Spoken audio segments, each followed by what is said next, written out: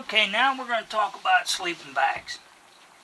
I got 1, 2, 3, actually I got 4 sleeping bags. This is Polar Fleece, and it weighs about 1.7 ounces. Use this when it's real warm out. I like to I'm a creature of comfort, so if it's real warm out, I'll just unzip it.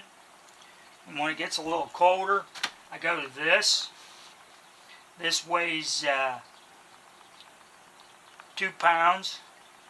This is a Coleman's mummy bag. It's supposed to be for 30 degrees, but when you get 32 degrees, but when it gets down to about 38, I get cold in it.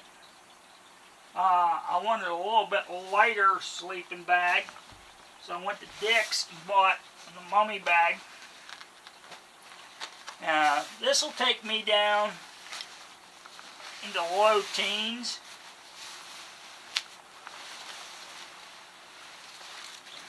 Box foot. But my secret weapons, this is a bivy bag, or vapor barrier I should say. I bought this years ago to go out to UPEC cold weather training. And this is a nylon waterproof bag.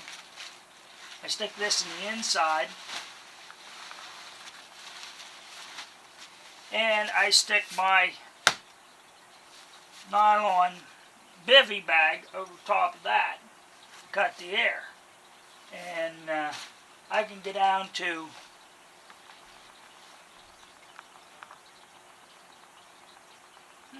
maybe 11 degrees, be warm. I know I've had it at 11 degrees, and I was very comfy in a tarp.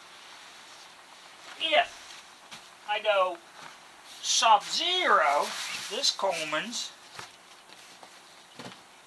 is a 0 degree bag.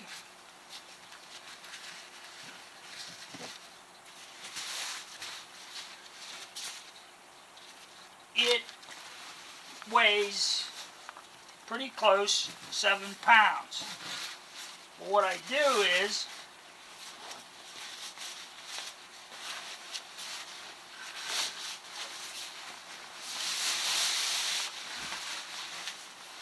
this has military mummy sleeping bag cover on it. And I put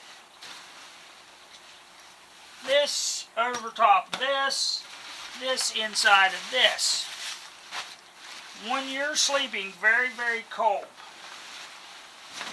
your sleeping bags will actually, if you don't use this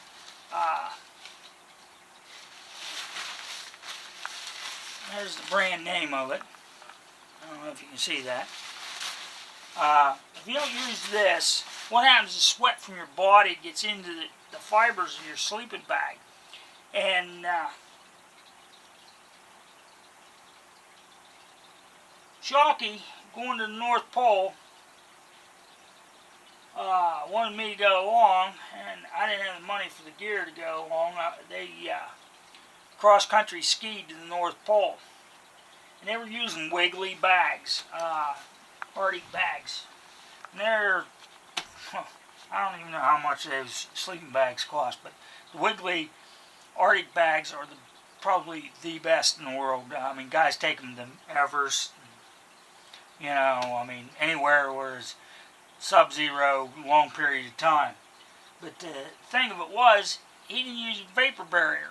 They actually took their ski poles and their skis and beat their sleeping bags so they could roll them up to put them on the sleds. Because the ice crystals made them so stiff. And now they stayed warm, but they could have been a lot warmer if the ice crystals wouldn't have been there. And they could have rolled them up. So if you're doing, it's got to be below 20 degrees to use these vapor barriers. And I highly recommend it if you're up in the mountains and it's really cold. it'll take a cheap sleeping bag like this and Field and Stream, from Dick's. Put an outer cover, this inside, and you'll sleep 100% warmer.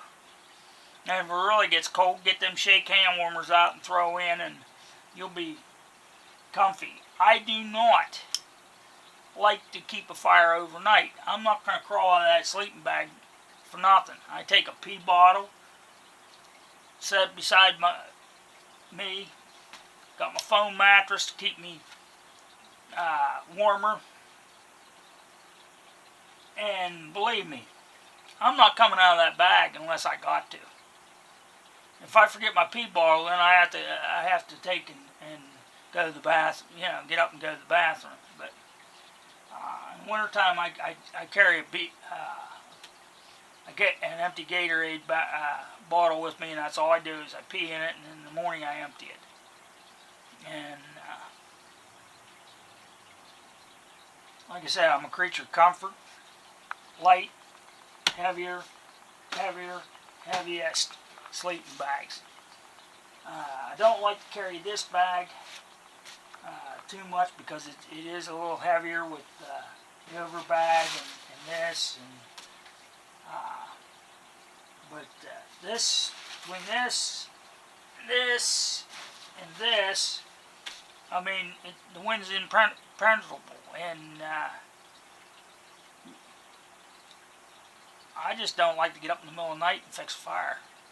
An old Indian proverb or saying is, white man builds big fire, stays far away. Indian builds small fire and stays close. I only use a fire for cooking or just a little bit while I'm up. As soon as I go to sleep, I let the fire die out. I mean, most of the time in deep winter, I'm sleeping in a tent, but sometimes I just like to throw a tarp up and use a tarp. But I didn't always have a tent. With this system here on this little pack, that pack weighs 30 pounds.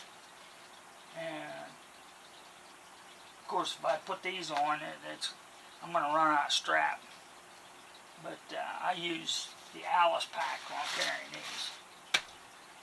Or I can fit everything I need in this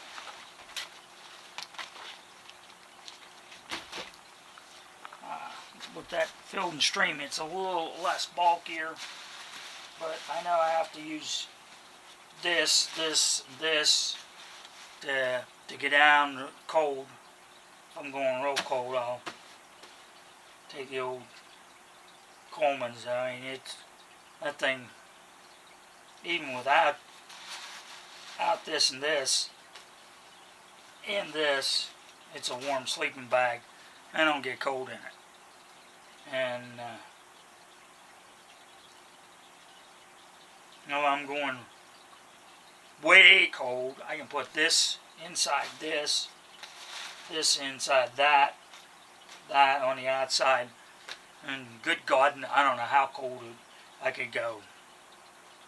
Down into single digits or maybe even double digits.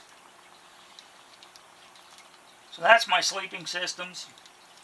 I didn't open them all up, but this is just a square polar fleece bag.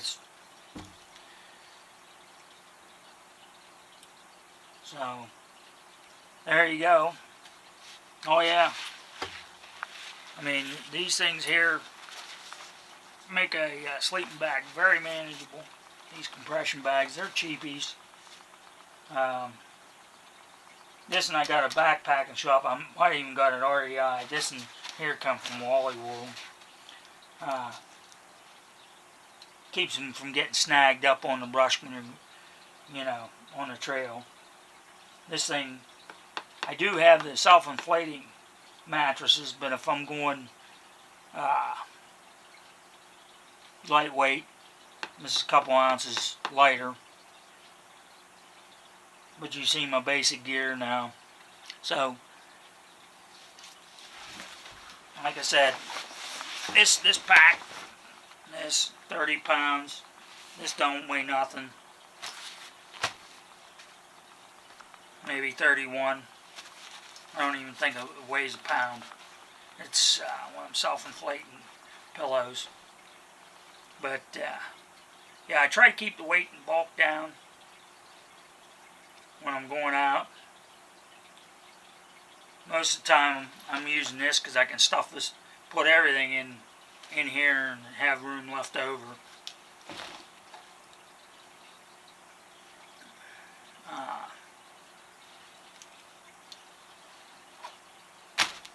So, have a nice day. Catch you later. Get out in the woods. Take a kid along.